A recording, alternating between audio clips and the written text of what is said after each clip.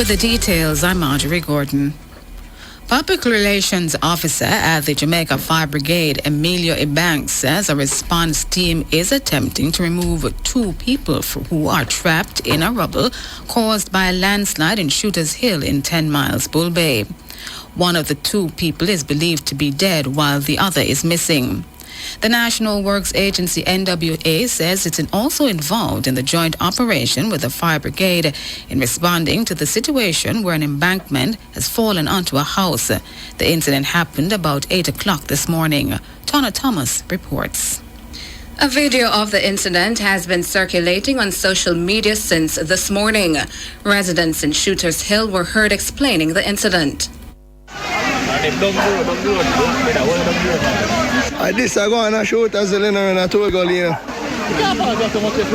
My name is yesterday house today. And you slide down, come all the way down yesterday, brother.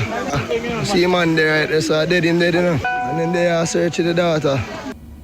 Shooters Hill residents. Mr. Banks says 1 man was found in the rubble. He, however, added that a female child is still missing. Call for a land slippage and falling tree on a house in Shooters Hill. It was reported that 2 persons were trapped under the rubble. The body of a male adult has been found, and we are currently searching for a female child. And that person is still missing as we speak. Mr. Banks says the body of the man appeared lifeless. He elaborated that the landscape in the area could have led to more landslides. But of course, we can't confirm that, but the body is lifeless from what we've seen. Well, the ground is unstable, so there's a possibility that others could occur. Tonna Thomas for Nationwide News. And as the country continues to experience persistent rainfall, the National Works Agency NWA is warning motorists that driving conditions along several roadways may become an issue. According to NWA Communication and Customer Services Manager Stephen Shaw, there have so far been reports of flooding, landslides, fallen trees and rock falls along roadways in St. Andrew and St. Thomas. He says he expects these incidents to increase as the island continues to be affected by the inclement weather. The agency says it is currently involved in a joint operation with the Jamaica Fire Brigade in responding to a situation in Shooters Hill, St. Andrew, where an embankment has fallen onto a dwelling house. The Bull Bay Main Road, also in St. Andrew, has been rendered impassable at a few points due to flooding, more notably in the 7 miles and 10 miles areas. The NWA says motorists should try to avoid using the corridor at this time. Landslides and fallen trees are now affecting movement along the roadway to Hagley's Gap, Mahogany Vale and Penline Castle in St. Thomas. It is not safe at this time for motorists to attempt accessing Trinityville using the temporary detour at Font Hill Crossing as the area is severely flooded. The state of the roadways in Windsor Forest, Loudon Hill and Cane River, St. Andrew are being monitored as there have been reports of falling rocks, flooding and landslides in the area. The NWA is urging motorists to remain vigilant whilst using the nation roads at this time. Director of Public Prosecutions Paula Llewellyn says she's been vindicated by the dismissal of an attempt by the Independent Commission of Investigations, INDICOM, to force her to file charges against 2 policemen over a controversial fatal shooting. The ruling relates to the 2016 shooting death of Jamar Walford during a police operation in Denham Town, West Kingston. Ms. Llewellyn says her office often benefits from being outside of the investigative bubble. Siobhan Campbell has that story. Ms. Llewellyn says the ruling by the Supreme Court shows the importance of prosecutorial experience. As DPP, you try not to think in the space of victory or win. I would say it's a vindication for our knowledge and interpretation of the law and the judgment that we need to exercise when we have to do a ruling. And it also underscores the concern that we have had when you were because we are objective and clinical and outside of that investigative bubble, sometimes we're able to see things because of our experience a little better than the person who are in that investigative bubble. According to Indicom, a firearm recovered at the scene was the same firearm recovered by the police from a previous operation led by Deputy Superintendent Alfred MacDonald. MacDonald was a senior officer who led the operation in which Walford was killed. However, in refusing Indicom's application, Justice Simone Wolfe-Rees indicated that she saw no evidence to support the view that the DPP's decision was unlawful or irrational. Ms. Llewellyn says her decision not to bring charges was based on her experience in a similar matter at the UK-based Privy Council. And the accused were released because the Privy Council found that the whole issue of the planting of a firearm cannot be inferred. You must have actual evidence to show that the firearm was planted. So I indicated in my ruling that suspicion is not sufficient. You would have needed what we call, something more. She's reminding the public that the standards for arrest and charge are not as high as those required to achieve a prosecution.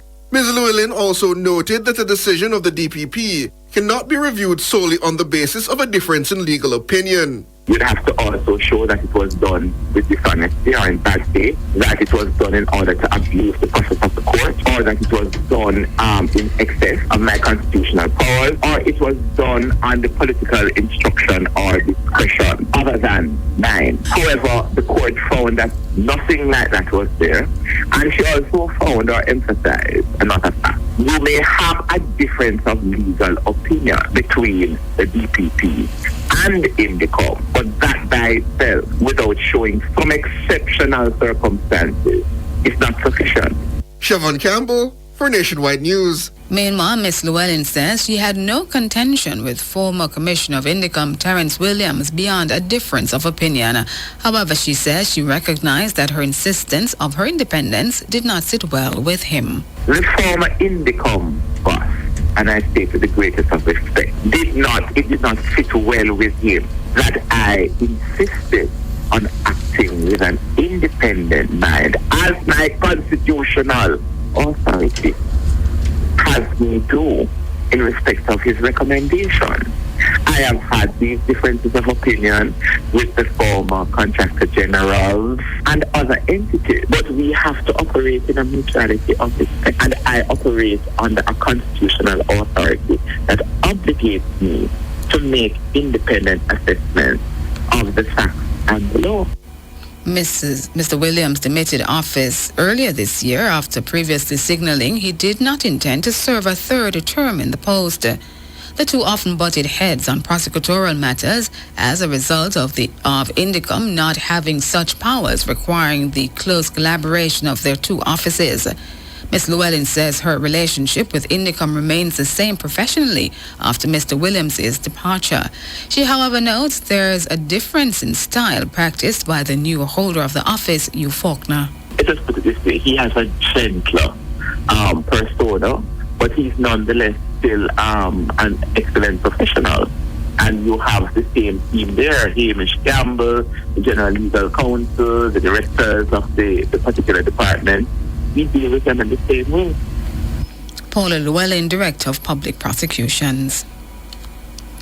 Jamaica has recorded 38 cases of COVID-19 over the last 24 hours. The 38 positive results came back from a sample size of 649. According to the latest update from the Ministry of Health, 3 more people have died from the virus. The confirmed COVID deaths over the last 24 hours brings the country's death toll to 182. The deceased are a 77-year-old male and an 88-year-old male, both from St. James, and a 91-year-old female from St. Anne.